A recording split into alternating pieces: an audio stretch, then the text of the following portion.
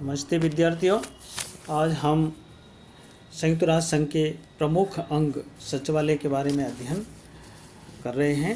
और संयुक्त राष्ट्र संघ का जो सचिवालय है उसके माध्यम से ही संयुक्त राष्ट्र संघ की सारी प्रशासनिक व्यवस्थाएं हैं, प्रशासनिक कार्य हैं, उनके संबंधित रिकॉर्ड हैं, निरीक्षण कराई हुई विभिन्न अंगों की रिपोर्ट हैं, वो सारे रिकॉर्ड को इसके अंतर्गत रखा जाता है।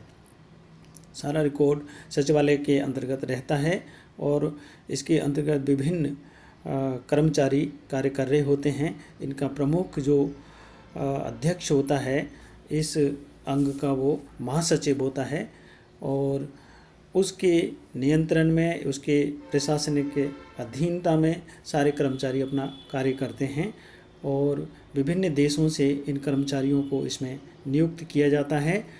और ये जो कर्मचारी हैं वो संयुक्त राष्ट्र संघ के लिए कार्य करते हैं। तो इस तरीके से इनको हम एक अंतर्राष्ट्रीय कर्मचारी कह सकते हैं। महासचिव का निर्वाचन किस तरीके से होता है या सचिवालय का गठन किस प्रकार से होता है, इस पर हम आज प्रकाश डालते हैं, देखते हैं। गठन के रूप में यदि हम देखें तो इनका प्रमुख जो अध्यक्ष होता है या प्रशासनिक अधिकारी जो होता है सचिवालय का, वो महासचिव होता है, जिसे 5 वर्ष के लिए निर्वाचित किया जाता है, चयन किया जाता है इसका। और इसका जो चयन किया जाता है वो सुरक्षा परिषद की सिफारिश पर महासभा के द्वारा 2/3 बहुमत से प्रस्ताव को पारित करके किसी व्यक्ति को महासचिव के रूप में निर्वाचित किया जाता है। तो सबसे पहले सुरक्षा परिषद उसकी सिफारिश करती है और उसके बाद में उसको 2/3 बहुमत से महासचिव महासभा के द्वारा उसको प्रस्ताव को पारित किया जाता है और उसका चयन अंतिम रूप दिया जाता है। महासचिव महासभा के जो के अंतर्गत जो विभिन्न नियम हैं, संयुक्त राष्ट्र संघ के जो विनियम हैं, उन नियमों के आधार पर अन्य कर्मचारियों की नियुक्ति करता है और इनकी नियुक्ति करने में महासचिव के द्वारा भौगोलिक आधार का भी ध्यान में रखा जाता है। विभिन्न क्षेत्रों से कर्मचारियों की नियुक्ति की जाती है, विभिन्न देशों से कर्मचारियों की नियुक्ति की जाती है। इन पर जो नियंत्रण है वो महासचिव के द्वारा रखा जाता है। तो इस प्रकार से जो सचिवालय है उसके अंतर्गत उसका गठन होता है, उसकी कार्यप्रणाली होती है और वर्तमान में इसके जो कर्मचारियों की संख्या लगभग है वो 8,900 के आसपास इसके कर्मचारी कार्यरत हैं सचिवालय के अंतर्गत।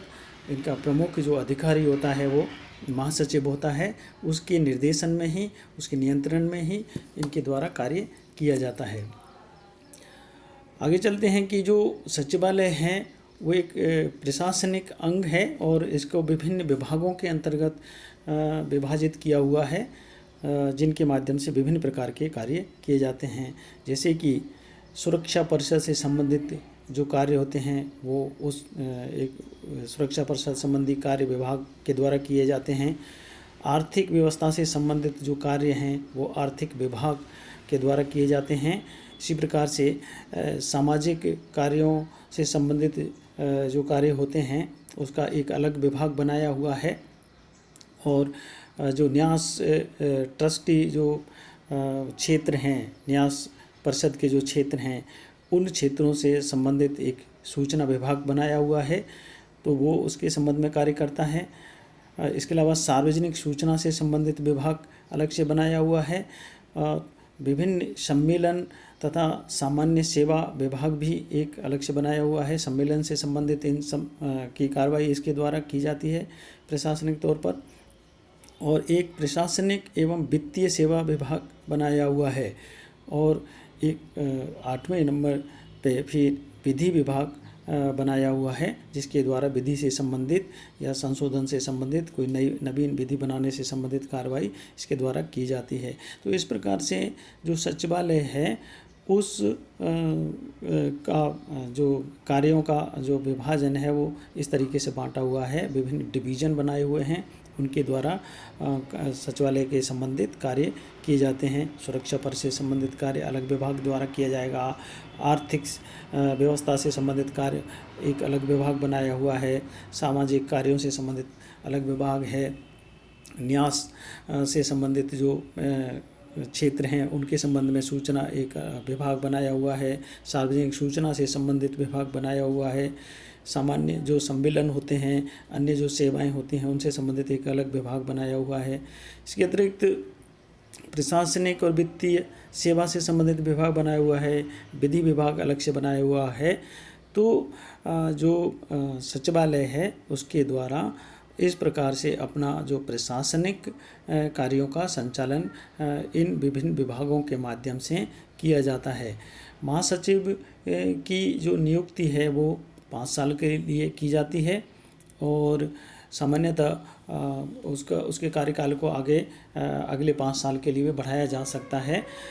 इसके लिए सुरक्षा परिषद की सिफारिश होना ज़रूरी है और इसके बाद में महासभा के द्वारा 2/3 बहुमत से उस प्रस्ताव को पारित किया जाना चाहिए उसके चयन से संबंधित।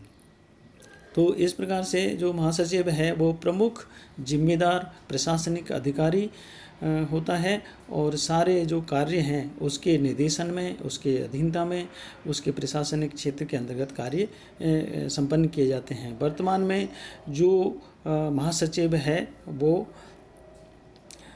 एंटोनियो गुटरस जो पुर्तगाल का है, उसके वो वर्तमान में कार्यरत हैं महासचिव के रूप में और जो कि जनवरी 2017 से निरंतर वर्तमान तक अपना कार्य संपन्न कर रहा है। तो इसके इस प्रकार से इसका जो कार्य विभाजन और इसके द्वारा कार्य किया जाता है सचिवालय के द्वारा। आगे चलते हैं। जो महासचिव होता है उस महासचिव के जो संयुक्त राष्ट्र संघ का एक प्रमुख अध्यक्ष भी इसको कहा जाता है और संयुक्त राष्ट्र संघ के जो मुख्य कार्यों का जो सूत्रधार भी इसको माना जाता है। सचिवालय का मुख्य संचालक भी होता है। प्रशासकीय कार्य भी इसके द्वारा किए जाते हैं और सुरक्षा परिषद के समक्ष विश्व शांति सुरक्षा से संबंधित जो मामले होते हैं उन मामलों को भी इसके द्वारा रखे जाते हैं। तो जो संयुक्त राष्ट्र संघ है उसके कार्यों का संचालन, उसके कार्यों का निर्धारण आदि विभिन्न अंगों के जो रिपोर्ट हैं, निरीक्षण वगैरह हैं, ये सारी चीज़ें महासचिव के द्वारा ही संचालित की जाती हैं और कोई विश्व शांति सुरक्षा के लिए किसी प्रकार का खतरा उत्पन्न होता है तो सुरक्षा परिषद के समक्ष प्रस्ताव भी महासचिव के द्वारा रखा जाता है। वर्तमान में हम देखें जैसे कि रूस और यूक्रेन का जो संघर्ष चल रहा है या रूस के द्वारा उस पर आक्रमण किया हुआ है, तो उसके संबंध में भी जो सुरक्षा परिषद के समक्ष जो प्रस्ताव रखा गया था वो महासचिव के द्वारा ही रखा गया। और हालांकि ये जो सुरक्षा परिषद में यह प्रस्ताव पारित नहीं हो पाया था क्योंकि जो 5 महाशक्तियां हैं उनके द्वारा यदि किसी एक के द्वारा भी निर्णय में वीटो कर दिया जाता है तो वो प्रस्ताव पारित नहीं होता है, जैसा कि रूस और चीन के द्वारा इस प्रस्ताव के अंतर्गत किया गया था वीटो। तो इस प्रकार से ये प्रमुख जिम्मेदारी प्रशासनिक जिम्मेदारी इस महासचिव की होती है। संयुक्त राष्ट्र संघ के कार्यों का संपन्न कराने की जिम्मेदारी भी इसकी होती है। आगे चलते हैं। जो महासचिव हैं उसके प्रमुख कार्य क्या हैं, उसके द्वारा कौन कौन से कार्य संपन्न कराए जाते हैं, उस पर हम थोड़ा सा प्रकाश डालते हैं, उसको हम थोड़ा सा समझने का प्रयास करते हैं।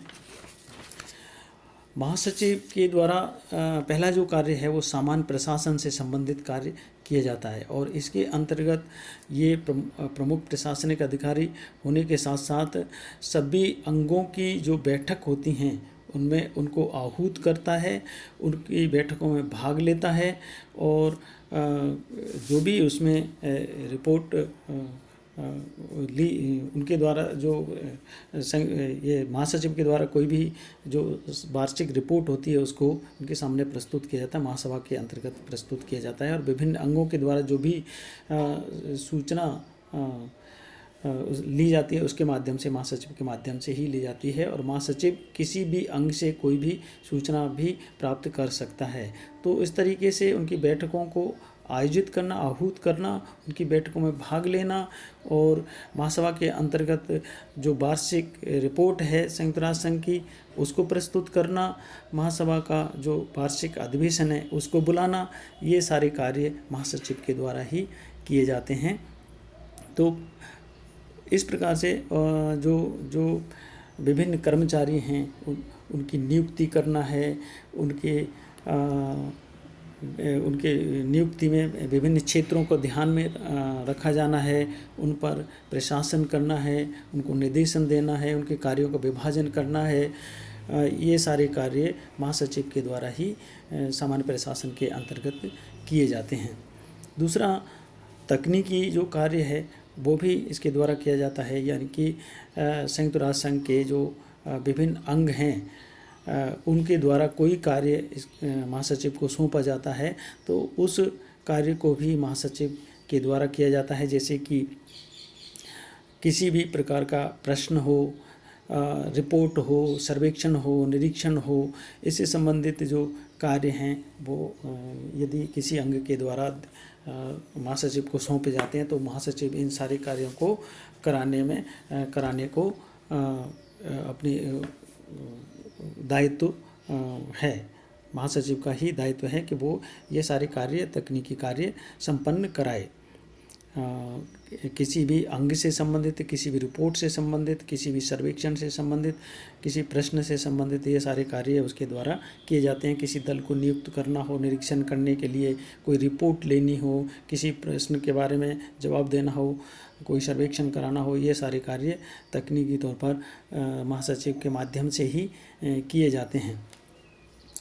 अगला जो है सचिवालय का जो प्रशासन है वो भी महासचिव के द्वारा किया जाता है। यहाँ का जो प्रमुख अधिकारी है वो महासचिव होता है और महासचिव के द्वारा ही उसके जो विभिन्न कर्मचारी हैं उन पर नियंत्रण है, उनको निर्देशन है, उनकी नियुक्ति है, उनके कार्यों का विभाजन है, ये सारे कार्य भी महासचिव के द्वारा किए जाते हैं। तो प्रशासन से संबंधित जितनी भी उत्तरदायित्व हैं वो सारे संपन्न इसके द्वारा किए जाते हैं और जो नियम संयुक्त राष्ट्र संघ के जो नियम हैं, महासभा के द्वारा जो नियम बनाए हुए हैं उनके आधार पर, उन नियमों के आधार पर विभिन्न कर्मचारियों की नियुक्ति महासचिव के द्वारा किए जाते हैं। तो इस तरीके से जो सचिवालय है उसका प्रशासनिक कार्य भी इसके द्वारा किए जाते हैं। फिर देखते हैं कि अगला जो कार्य है उसका वित्तीय कार्य है। अब वित्तीय कार्य के अंतर्गत हम देखें, संयुक्त राष्ट्र संघ का बजट बनाना हो, संयुक्त राष्ट्र संघ का बजट निर्धारण करना हो, उसका बजट सत्र को चलाना हो, उससे संबंधित कार्य कराना हो, उसको तैयार करवाना हो बजट को, और तो वो कार्य भी महासचिव के द्वारा किया जाता है। और इसके लिए बजट निर्माण करने के लिए एक सलाहकार समिति बनाई जाती है और उसके समक्ष प्रस्तुत किया जाता है और जो भी उसमें संशोधन करना हो, कुछ ऐड करना हो, ये सारे कार्य भी उस सलाहकार समिति के माध्यम से इसके द्वारा संपन्न किए जाते हैं। तो जो महासचिव होता है वो संयुक्त राष्ट्र संघ की जो निधि होती है, उसका जो फंड होता है, उसका प्रमुख अभिरक्षक इसको ही माना जाता है।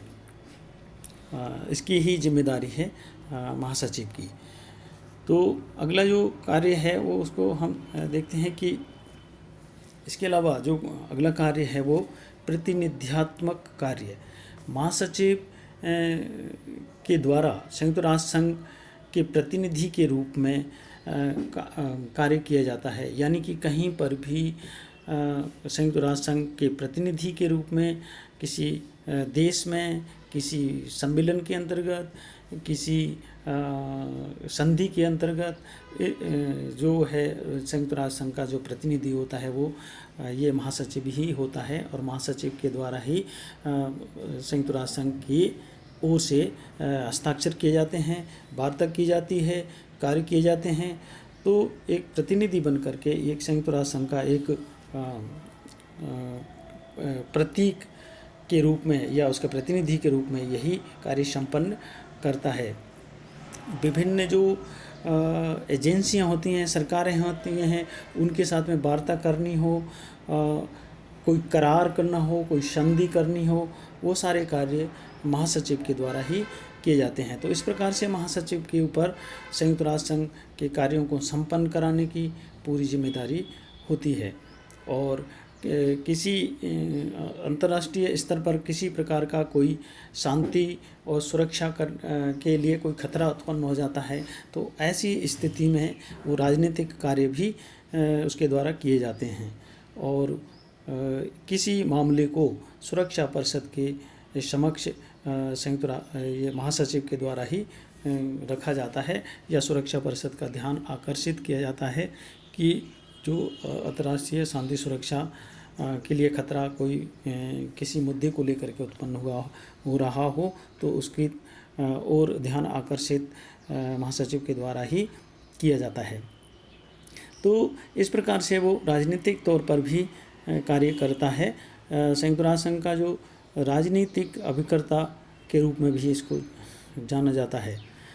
संयुक्त राष्ट्र संघ का वार्ताकार, विभिन्न विवादों की मध्यस्थता करना हो, विभिन्न विवादों से संबंधित वार्ता करनी हो, उनसे संबंधित कोई भी कार्रवाई संयुक्त राष्ट्र संघ की तरफ से की जानी हो या प्रतिनिधित्व किया जाना हो, वो महासचिव के द्वारा ही किया जाता है।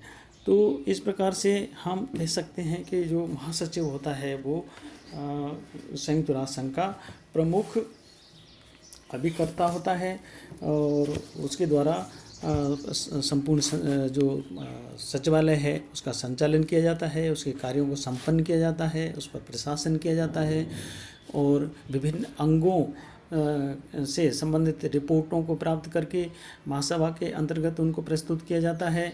उनका निरीक्षण कराने की जिम्मेदारी भी इसके द्वारा निभाई जाती है। विभिन्न विभागों का बंटवारा करना हो, कर्मचारियों की नियुक्ति करनी हो, ये सारे कार्य इसके द्वारा महासचिव के द्वारा किए जाते हैं। तो एक तरीके से एक केंद्रीय भूमिका संयुक्त राष्ट्र संघ के लिए एक केंद्रीय भूमिका निभाने का कार्य महासचिव के द्वारा किया जाता है।